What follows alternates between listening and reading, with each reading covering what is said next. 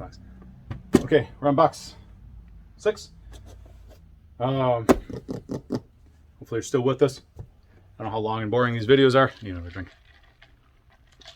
But that's why I'm doing multi-parts. So you don't have to watch them all at once. This box is the G's. Oh, jeez. G's. Oh, jeez. Of course, the side's blown out on it and stuff. So hopefully it's worth several G's, right? G. So it's group? Yeah, group. Green Arrow, Green Arrow. Ew, sticky. Oh man, they're all fucking. You got the little bend that you get, you know, when books get bent. Oh god, I hope those don't break color. Shit. Group number 1. There's a little bendy. Brian Michael. Yeah, they're a little Brian Michael bended. So I mentioned before, like this guy like grew, right? So God, there's like 20 number 1s, but oh shit. I don't know if there's gonna be a 9/8 in there. Oh my god. Well, I got the box backward anyways. Oh, there's about 20 number 1s and there's 1 number 2. I gotta turn this box around. Oh, that kind of sucks a little bit. Those are like that. All right, so you heard of Teenage Mutant Ninja Turtles, but have you heard of Geriatric Gangrene Jiu-Jitsu Gerbils?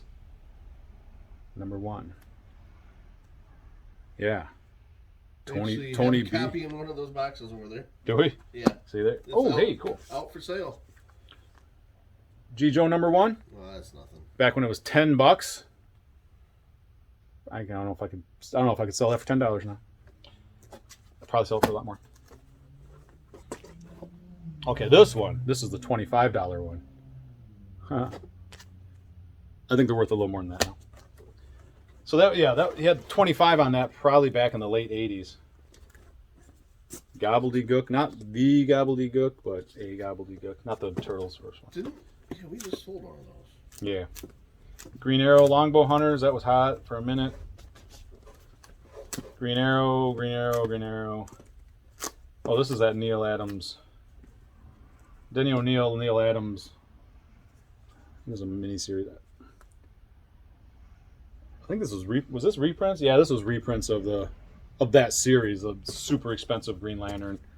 Because there's my ward is a junkie. I use terms like my ward. So that's 6-issue series. That's all in there. Green Haven, more Barry Blair, good stuff. Another Grendel number 1. Okay. I'll stop crying a little bit. You know me, what you do. I like to bitch about stuff. But Eclipse Special, 3 more Gru Eclipse Specials. Not in stupid Mylar, so they're not stupid water damaged. Back when that was $5. Those are sharp. Those are nice copies of that. Gru Chronicles, 5, 4, 3.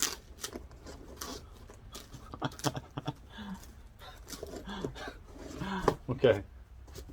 All right. So, yay, blind boxes. Yay, former store owners and stuff. Okay, so here's another set, sort of a set of PC Grus. You got your 5, you got your 4, you got your 3. You got your 2.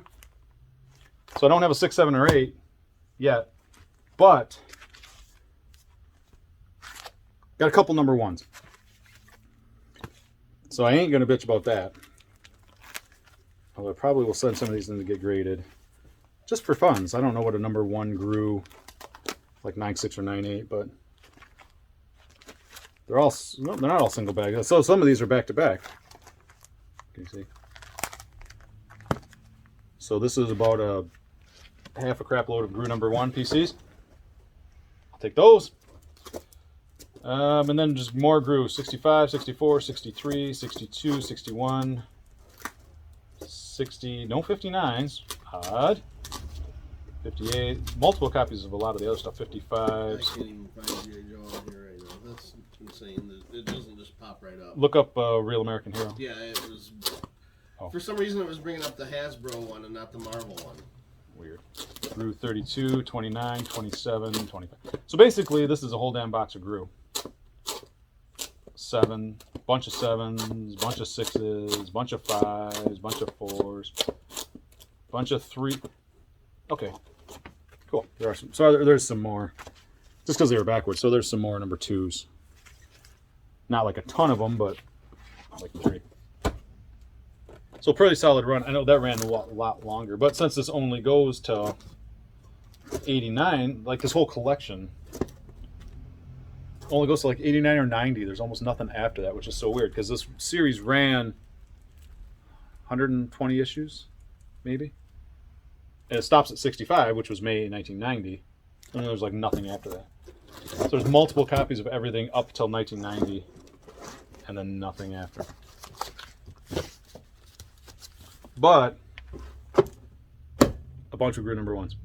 And a bunch of Grus in general. And you should have wrote Gru box on here. So yeah, if you like you some Gru, there you go. All right, well that was a quickie.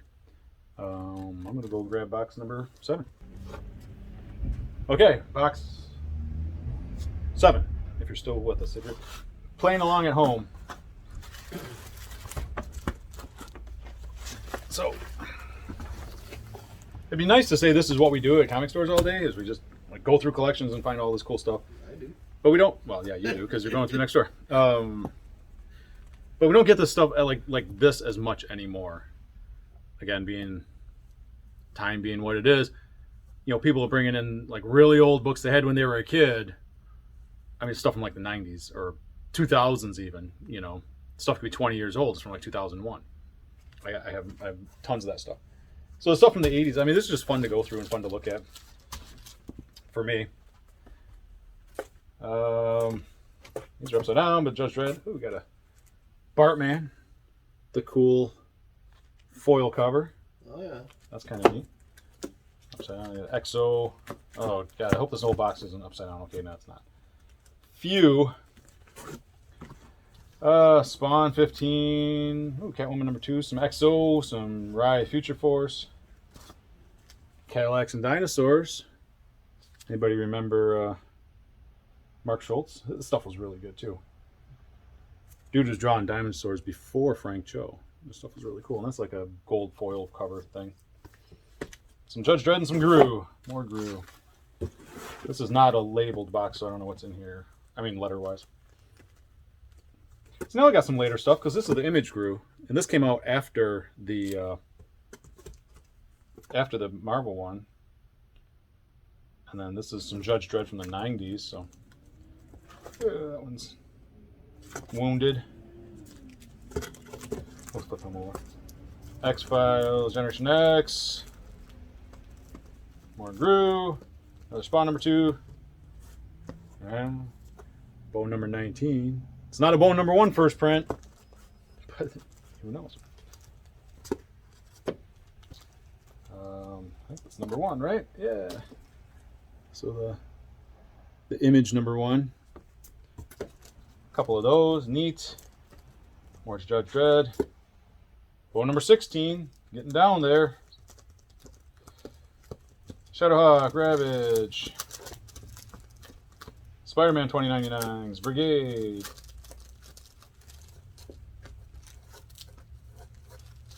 Alright, this box is not as exciting as some of the previous boxes have been. I apologize.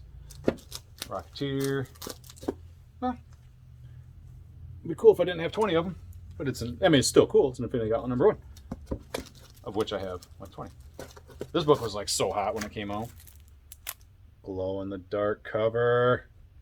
Very cool. First printings. Second printings were gold. Batman. Whatever. Spider-Man, some Moon Knight, nothing big deal. A couple more first Tim Drake Robin. Superman 50s. Another Tick. Tick number 8, all kind of water damaged and wrinkly. Spider-Man 1. Not newsstand. I'd have been a little excited if it was a newsstand copy, but it's not. But even these are kind of hard to find. I have less of these than I do the regular. If you need the Spider-Man, the silver cover or the green cover, I got those. Second printings, I don't think I have. 3D Stooges, another 3D Stooges, number 3. Rock and Roll Comics. Gotham by Gaslight. First Elseworlds. First Elseworlds comic.